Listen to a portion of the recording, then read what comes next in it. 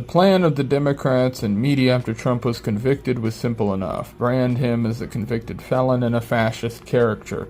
This strategy is not much different from the actions they took in 2016, which many credit with Trump's victory over Clinton. The media loves Trump, whether they are covering him negatively or positively, because either way it drives numbers, and numbers mean more money and influence over the public. The left is scrambling because their concern is straightforward. Biden is worse now than in 2020 when Trump lost by just over 4%. They fear Biden lacks the stability and coherence needed to secure a win. Another factor in this situation is the presence of multiple third-party candidates who could attract left-leaning voters away from Biden, including RFK Jr., Chase Oliver, Jill Stein, and Cornel West. This election cycle is unlike 2020. Biden has clearly lost some of his appeal, although some argue he never had much to begin with, myself included. The truth is, behind closed doors, the left harbors discontent towards Biden, but they feel compelled to support him because the alternative, Kamala Harris, is seen as equally unfit as a candidate. Let's take a look at some highlights from this ABC article I found written by Natasha Koracki and Jonathan Allen. The headline is a kicker. No way out. Democrats feel powerless as elites fall in line behind Biden. President Joe Biden is attempting to frame his quest to retain his candidacy as him against the elites in Washington.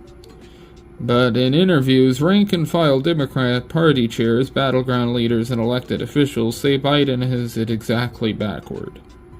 All along, they say they've felt deep concerns about Biden and fielded reservations from voters as poll after poll has demonstrated, but have felt powerless to act in the face of a White House and Democratic Party that's been under Biden's thumb. "I wish I was more brave," said one Democratic voter, party chair, who thinks Biden should step aside. The person spoke on the condition of anonymity because they fear retaliation from the president's camp. "I would be crucified by them if I spoke out of line," the chair continued. "I know when you get out of line, they all of a sudden have a shift of priorities on all your races. Your state is no longer on the map." Now they say it's happening again.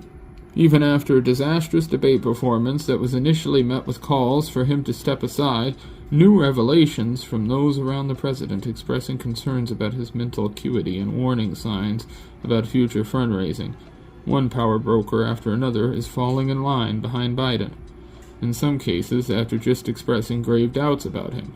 But by some accounts from Democrats on Tuesday, that backing felt more akin to a death march to November than a rousing backing for a party nominee.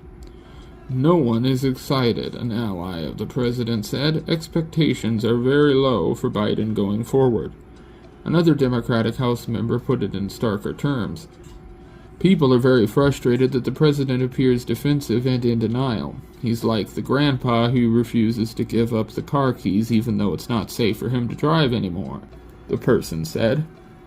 There's also a growing resignation that if Joe Biden insists on remaining our nominee, we will have to make the best out of a bad situation going into the most consequential presidential election in American history. On Sunday, Rep. Jerry Nadler and 3 other congressional Democrats told colleagues in a phone call that Biden should step aside. By Tuesday, Nadler changed his tune. "Whether I have concerns or not is beside the point," Nadler told reporters on Tuesday. "He's going to be our nominee, and we all have to support him." This does not look great for Biden, as what it appears like is happening is the left power players do not want Biden, but also recognize that they have no choice that is actually good for them. They're stuck in a position of backing Biden and praying that he can somehow convince people he is not brain dead. I do not think that will fly, as the general Democrats voting are still people that can see Biden has a bad case of the broken brain. But one thing is clear, this is going to be a major talking point from both the left and the right, as it already has become. So I thought I would pop on and lay it all out there and give my 2 cents. If you like the video, consider subscribing, leave a like, comment, and I will see you guys in the next one. Peace.